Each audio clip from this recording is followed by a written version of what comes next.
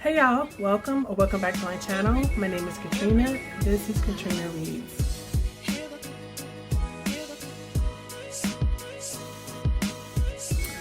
I am back to do another tag. This is the spoiler tag and it is originated by Gunpowder, Fiction, and Plot. So the questions for this tag are, first, what do you consider a spoiler? Oh, I should have said what this was. This is a spoiler tag. But you know that by the thumbnail. What do I consider a spoiler? First, I have to say I'm not really super concerned with spoilers. I liked how we get there. Now, I will try to avoid spoilers sometimes, and I think that's on me. The only time I remember back when Harry Potter, what book was it?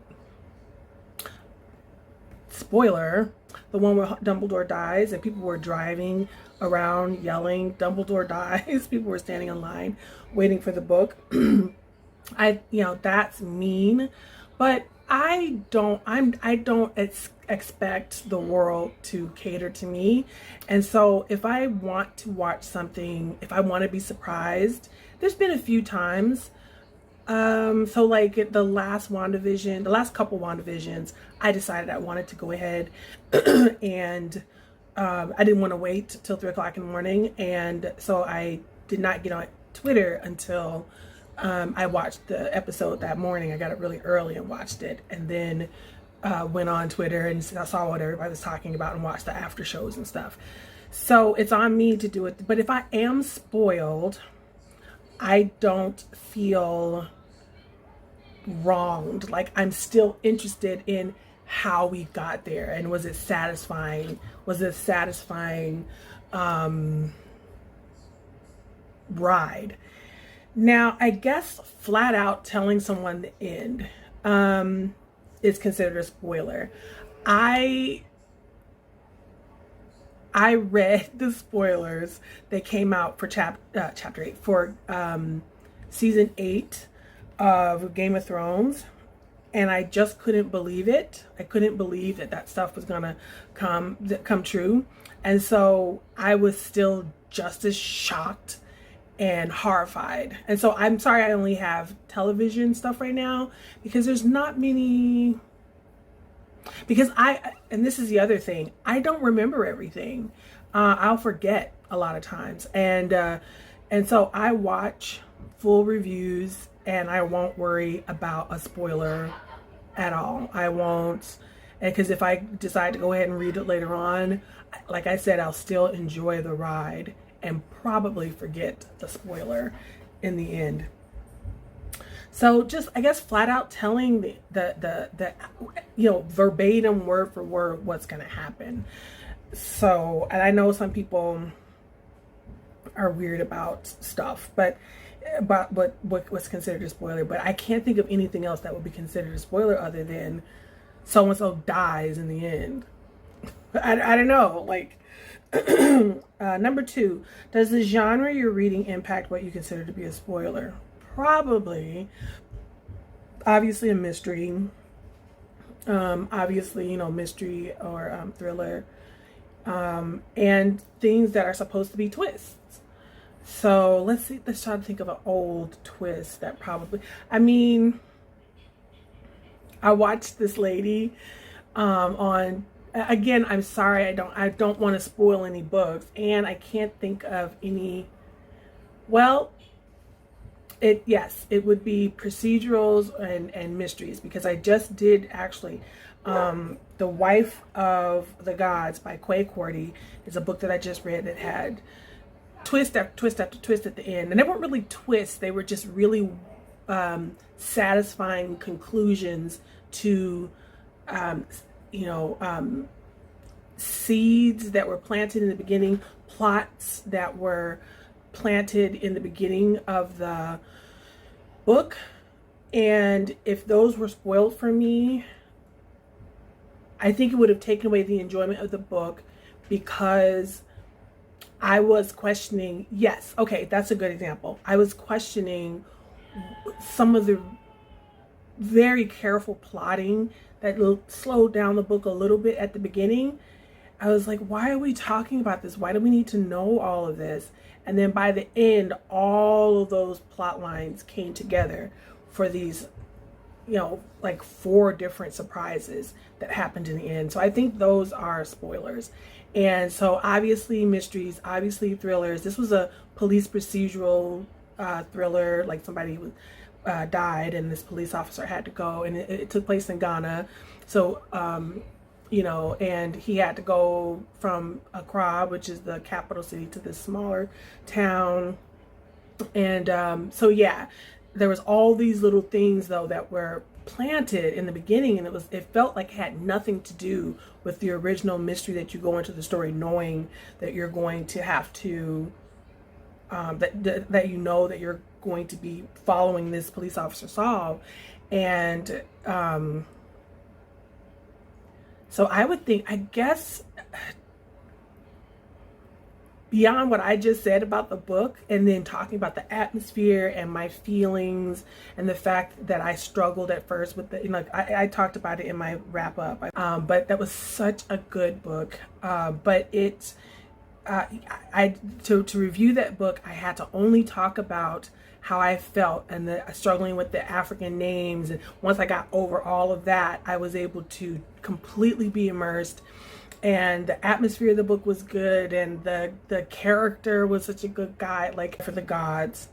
Anything other than talking about the characters, their characteristics, the atmosphere, how you felt in that book would have been a spoiler because it was so intricately plotted.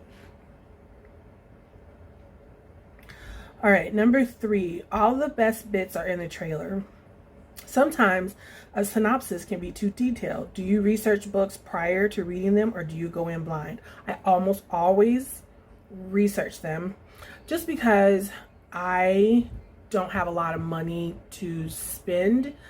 And if I'm going to buy a book full out, if I'm going to use a credit that I paid for on Audible, or if I'm going to buy a book full out, or if it's going to be time sensitive. So if it's a book that I'm reading for a readathon and I have to have something done in time, I don't want to waste my time in that sense. But I'll try a book and I'll read it. And I think I do a little more research on nonfiction, and that's just because I'm looking for something sometimes in nonfiction. But yes, I do read and see what different people have said on Goodreads, especially people who I like. And I will definitely read the synopsis. I have noticed that some booktubers don't even like to read the synopsis on books. Synopsi. I don't know what it is. But yes, I do read I don't research, but I will read the synopsis, read non-spoiler reviews from a few people, and based on the review, pick the book up. And if I like it, then I'll go back and I'll, listen to the author talk and stuff like that. So, and the only time, I don't think I've ever listened to an author talk before reading a book. So, 4, sometimes the introduction or translator notes can spoil the ending, especially for classics. Has this ever happened for you? This is a modern classic, and yes, it happened. It just recently happened, and I still didn't mind. I consider the early Stephen King novels modern classics, and I'm working my way through just the first of them because A.J. Dunn Reads and Writes is doing a full-on Stephen King project where they are reading from all his books chronologically. I watched a BookTube vlog about it, and the person in the vlog talked about it being about vampires, about the fact that they wished they didn't know that the book was about vampires. And then I listened to the story on audio, and Stephen King himself gave an introduction, a really detailed introduction, and gave away the end of the story, let you know that the person spoiler for I don't know. The book came out before I was born, and I'm 44. So what, 45-year-old book, 40 something year old book. He gave away the fact that the protagonist would make it, and I didn't know that. That was not spoiled, but Stephen King says it in his note at the beginning. So, but I still enjoyed the book. And I think I actually enjoyed it a little bit better because it got to a really dark place where people that I thought still would make it with the protagonist, I thought they would make it, and they weren't making. Things were looking real bleak, and I was like, is anybody gonna live? So, name a time somebody spoiled. This is number 5. Name a time somebody spoiled a novel for you. Never without my permission. My husband comes in and asks me a lot of times. We share the same Audible account, and he'll come in and he'll say, oh, this is what's going on in this book, are you gonna read it? And I'll say no, and he'll go blah blah blah, and he'll talk to me about the book. So it's nothing's ever been really spoiled for me without me, and if it hasn't made a big impact on me, like I said, because I still enjoy the process of reading.